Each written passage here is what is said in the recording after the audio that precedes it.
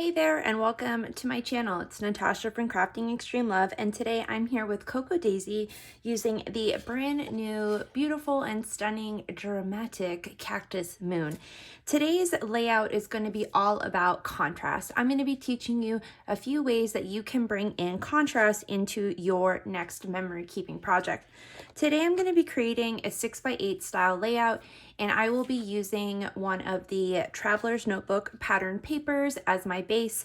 After I'm done, I'll go ahead and punch this out, and I will be putting it in my 6x8 ring binder, which I'm currently using as my memory planner, but also to a home to house all my 6x8 style layouts.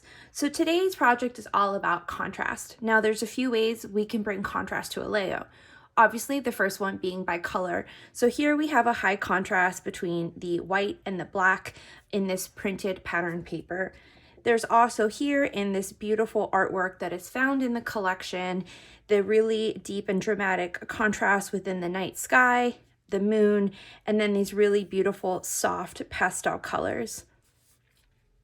Now I selected this Traveler's Notebook size journal card because I really liked the quote, and I felt like the quote also represented contrast in a way in our life experiences with the darkness of the night and those beautiful stars, and documenting, you know, the tough times that we go through and that contrast of the good and the bad in life.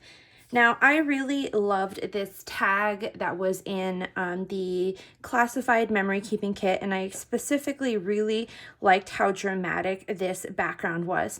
So my hope today is I'm going to be dramatizing, stepping out a little bit more drama in this card here.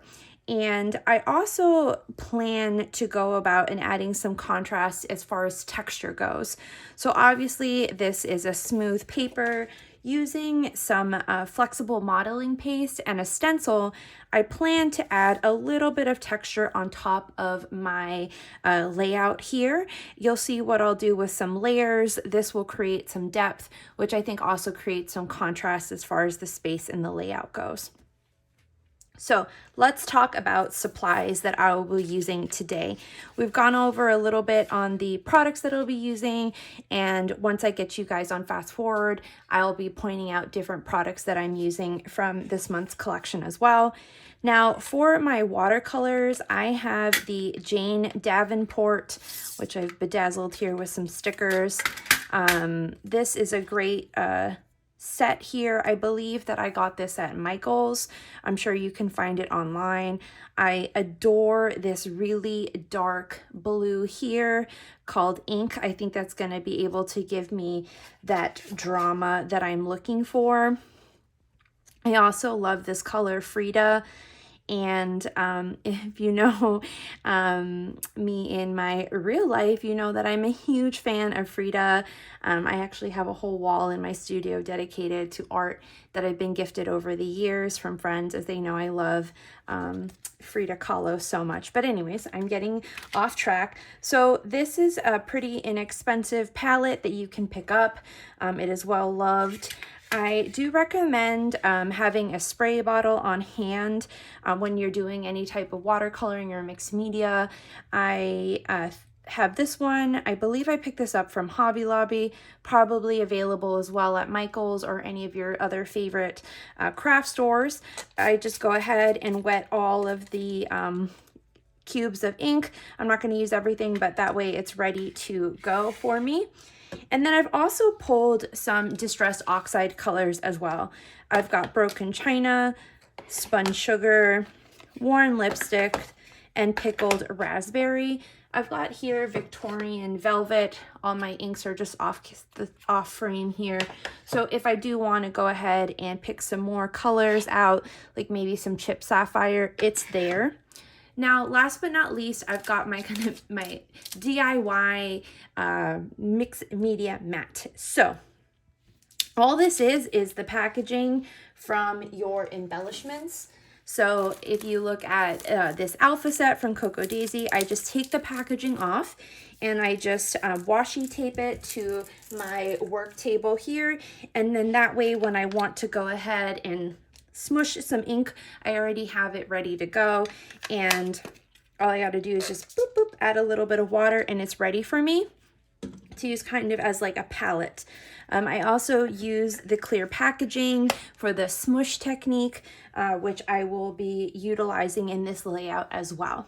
If you have any questions in regards to the products that I have in front of you here, or that I'm going to be using throughout the project, please feel free to drop me a question down below.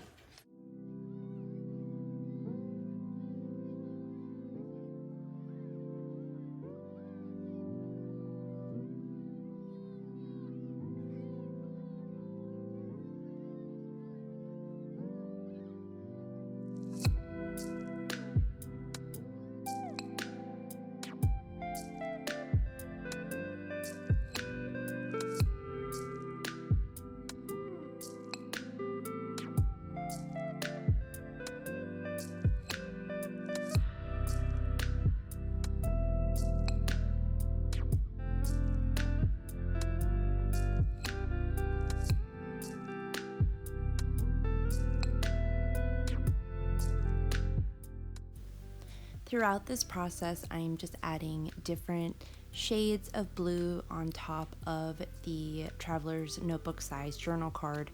I am mixing in the original color that I had started with from the Watercolors with some Pickled Raspberry Holtz ink, just to have a creamier look to the background.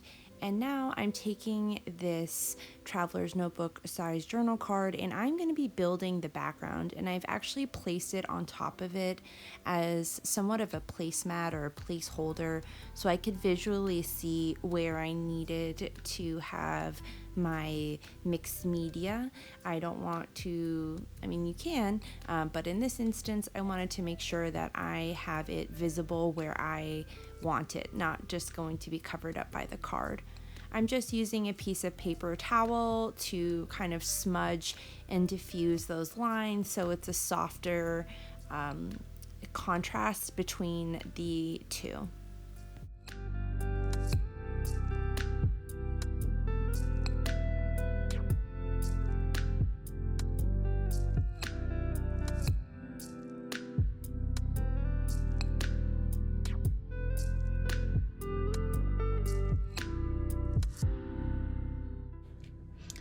So here we go. Here's a look at the finished product of the watercolor and inks. So I have paired it up here so that I can kind of have it blend a bit more seamlessly. Now for a few tips, I recommend if you have an extra sheet of patterned paper on hand, so that way you can take any extra ink off that you want to keep. The great thing with using packaging as your like mixed media boards is that you can literally just peel this up and throw it out. You can with a tissue wipe it down. You could even wet this and then do another like print, if you want to say, and just sticking it down and getting yet another layer of color if that would, if you're interested in doing that, if that's what you would like. Now I do recommend having some wipies on hand or a paper towel. That way it just makes cleanup a little bit easier. Now I'm going to be moving on to the textured paste portion. I did let this dry before I started on with this next stage here.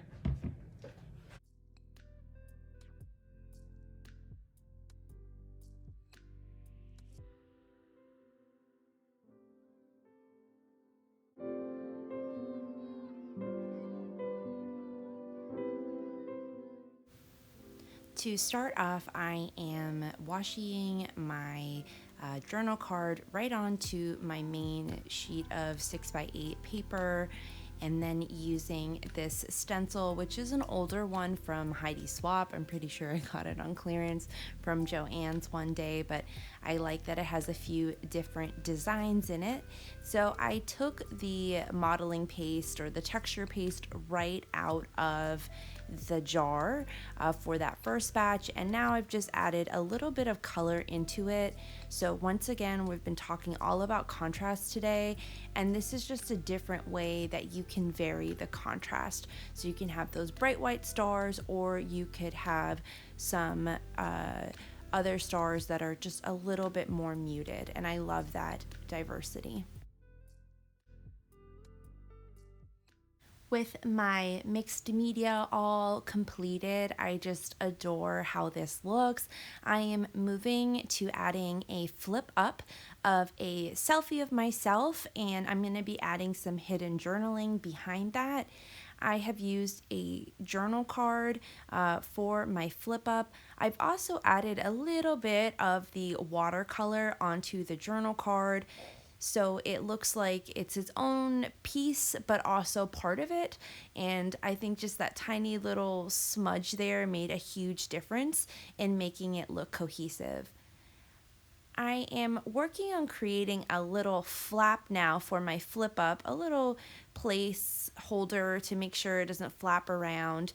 And I'm using some of the embellishments from the kit, and I'm just adding a few little details to make it look all cohesive, and then that will just tuck in perfectly like that, and I adore how that looks. I have some close-up photos here of the finished product to share with you. Thank you so much for joining me today and sticking with me in this longer than usual process video. I was really excited to share this with you all today, and it means the world to me that you stopped by. If you did like this video, it helps me out so much by liking the video or leaving a comment, and don't forget, all of the products used and mentioned are listed below. Until next time, take care. Bye.